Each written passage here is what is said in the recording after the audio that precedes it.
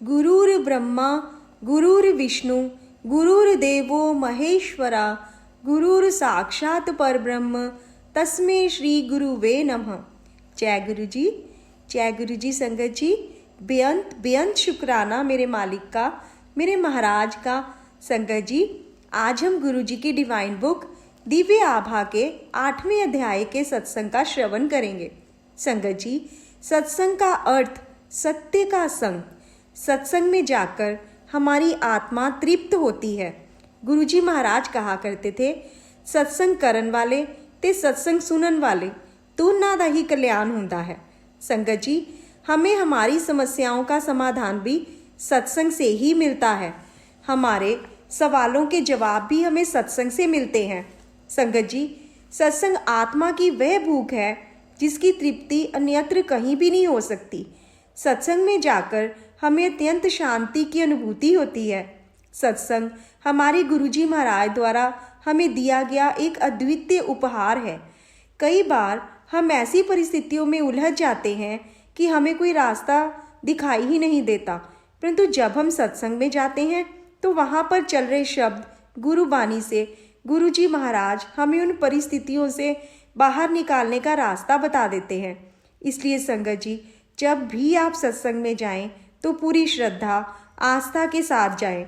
वहीं आपको आपके हर सवाल का जवाब भी मिलेगा तथा आपको एक अद्वितीय शांति की अनुभूति भी होगी। संगत जी, आज का सत्संग इसी तथ्य पर आधारित है जो कि गुरु जी की एक संगत अरुण सहगल जी जो कि दिल्ली से हैं उनका है। तो आइए संगत जी, हम अरुण जी के इस सुंदर सत्संग का श्रवण करें। सत्संग से उपचार। सत्संग का अर्थ सत्य सुसंगत होता है।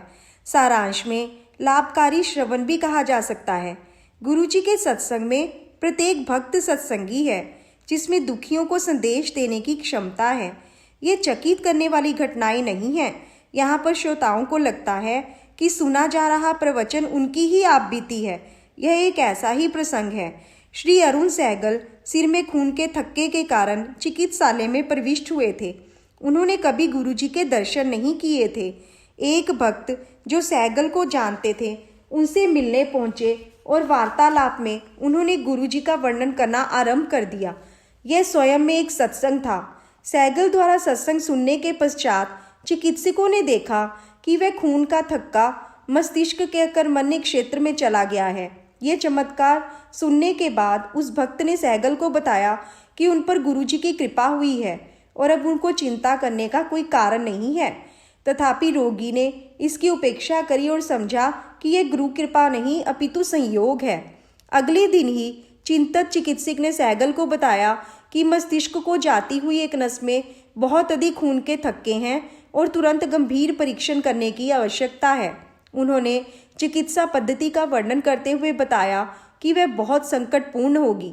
रोगी और उनका परिवार उस समय व्यग्र हो गए और गुरुजी से सहायता के लिए विनती करने लगे। चिकित्सालय से अवकाश प्राप्त करने के बाद उन्होंने परिवार सहित गुरुजी के पास आना आरंभ कर दिया।